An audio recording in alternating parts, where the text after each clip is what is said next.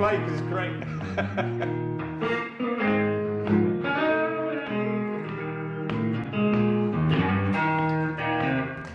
Right, that's better.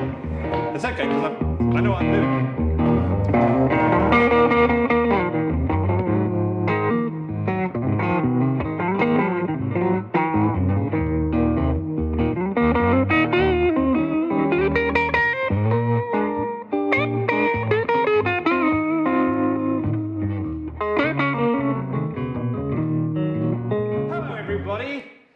I want to introduce to you the finest fingers in Norfolk, Mr. Tony Edwards, who you will have seen no doubt on stage with his Pure Floyd, Pink Floyd tribute act with Small Talk, I believe it was, wasn't it? Yes, it was for a while. I'm mainly playing piano. Many, many others. And Tony is our friend, and he makes the most amazing guitars. I'm going to ask him questions, and he's going to answer them in a fashion that you might just relate to. So, what have I got?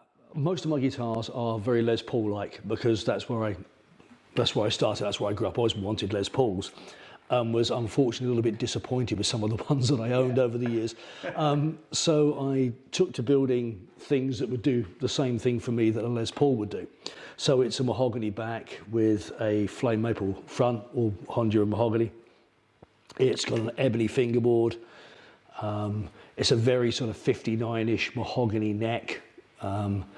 And what I've done really is to try and iron out some of the problems that I used to have with Les Pauls in terms of the angle that the neck joined the body, the tuning issues from the headstock, but at the same time trying to preserve a lot of the tone that I used to get from the Les Pauls that I owned in the 90s. Yeah. One thing I have noticed that if this falls over, yeah, it's less likely to go poing like yeah, well, being a luthier, I tend to get about 20 headstock breaks a year through the workshop. Basically, it's just designed to sound like a very good Les Paul. These pickups are Alnico 3, Alnico 4. That's right. Correct. So what drives you to decide what magnets to use?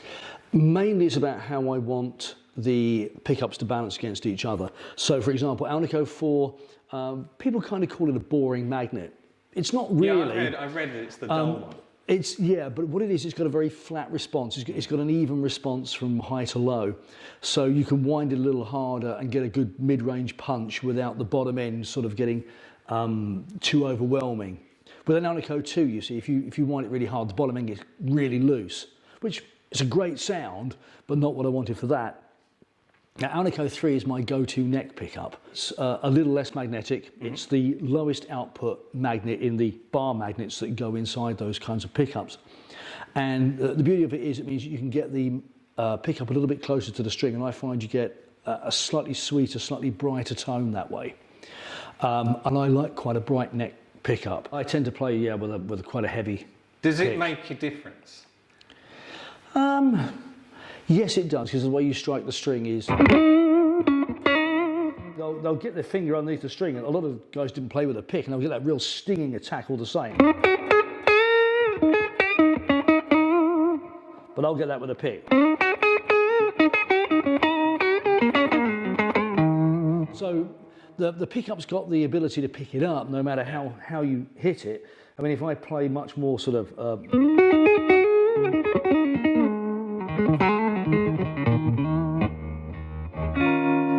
it all depends how you attack the string. I mean, on your guitar, are you Alnico 3 in your P90 there? Yeah, so Alnico 3 in the P90, Alnico 5 in the Mini Humbucker, which is actually how nearly all of those Mini Humbuckers fire the pickup. Philosophically, what's the difference between these two? I know the pickup's different. Well, philosophically, this is more my go-to feel for guitars. Okay, I like very unfussy guitars. I like very simple guitars. So good, like thinner, the body. Yeah, it is. I mean, basically, this is just the Junior. I mean, this is very much. I mean, if you imagine that being like a 59 standard, this would be the kind of equivalent 59 Junior, rosewood fingerboard.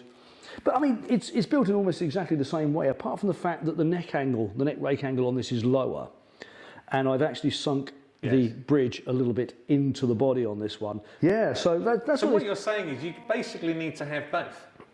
Well, right? You need to have both of these to scratch both itches. well, these were my two prototypes for this model, and I built these to prove the concept, really, to prove the concept of the shape, because I'm afraid that's what I tend to look at things for a long while, and then I kind of sort of, okay, right, we're definitely going to build this. Oh yeah, because this guy will make anything you want. It's just that he's already made these. So we're going to offer these ones for sale as they are, because they've proved their point, right? They've done their job. They work, yeah. They and work. They're too good to be hanging up in your workshop. Yeah, and the problem is, because of the gigs that I'm playing at the moment, I actually can't take them out and play them. No. So, I mean, generally speaking, my main gig is a Pink Floyd tribute. That's the only reason these are for sale. Yes, they're too damn good to hang on his wall. And I've got too many guitars. And he's got too many guitars, yes. But there is a good case for having both of these, right? Yes, I mean, there is a good case for actually saying, you know what? Well, they do make a nice pair. I think they do make a nice pair. And I was actually taking them out and gigging them together. Sort of reverse engineered from PAFs I've worked on over the years. Which is why he does all of our pickups, all of them. But, I used to buy others. Sorry about that.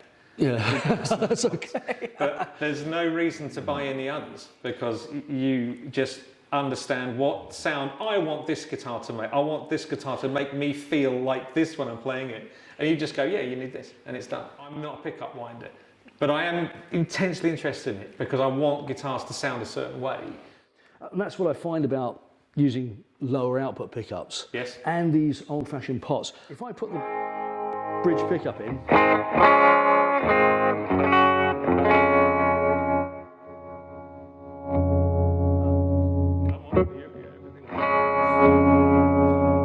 okay, now if I put that in the middle, you can hardly hear any difference there. But Oh, I can.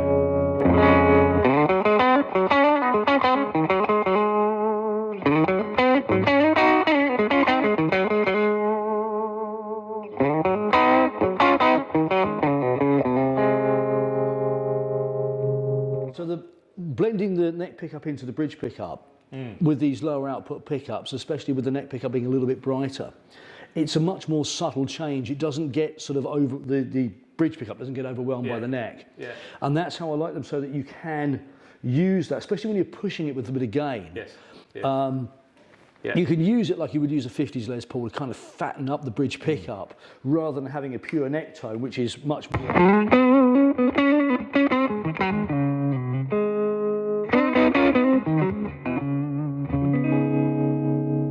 So, you know, then you can back a little bit.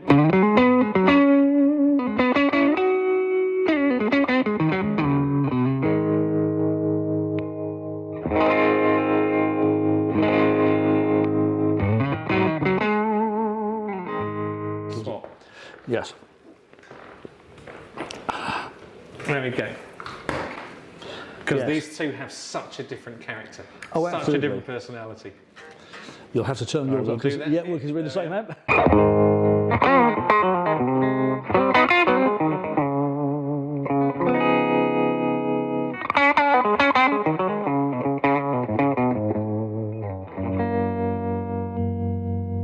If I just...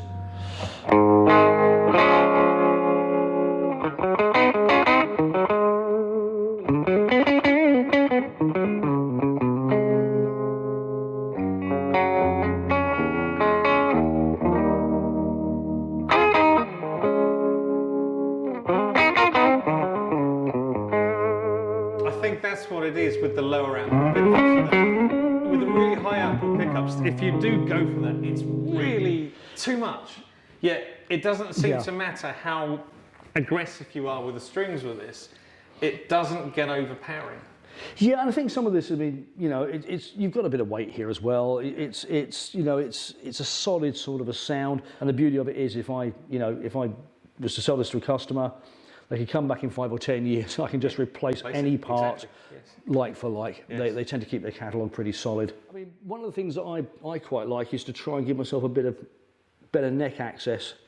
So I actually did that as an experiment. After I got the guitar together, I actually started going at that with gouges to get a shape that I liked. Didn't you once have an Aria that had that?